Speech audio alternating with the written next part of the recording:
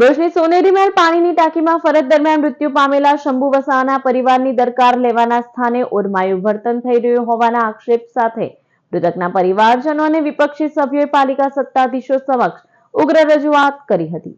ભુજ નગરપાલિકા કચેરી ખાતે વિપક્ષી નેતા શમશાદ અલી સૈયદ, હેમેન્દ્ર કોઠીવાલા સહિત મૃતકના પરિવારના સભ્ય પ્રમુખ વિભૂતિબા યાદવ અને મુખ્ય અધિકારી હરેશ અગ્રવાલને ઉગ્ર રજૂઆત સાથે મૃતકના પરિવારના સભ્યો તરફ માનવતાભર્યું વલણ દાખવવા અપીલ કરી હતી।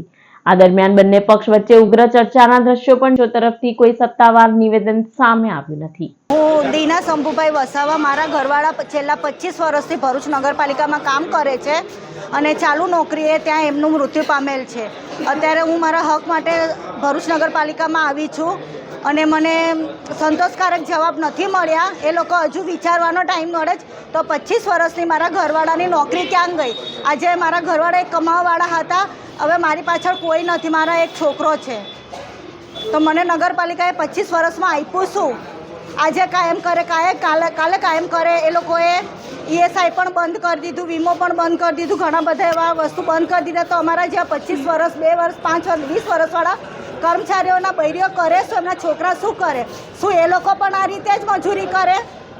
કે શંભુભાઈ છેલ્લા 25 વર્ષથી અહીંયા ફરજ બજાવતા હતા ભરૂચ નગરપાલિકામાં રોજંદાર કર્મચારી તરીકે। એટલે નગરપાલિકાનો એક પરિવારનો હિસ્સો હતો એ, એટલે એમના પરિવારની માંગ છે કે તેમના પરિવારના એક સભ્યને નોકરી પર રાખવામાં આવે ભરૂચ નગરપાલિકામાં, તેમજ આર્થિક સહાય કરવામાં આવે।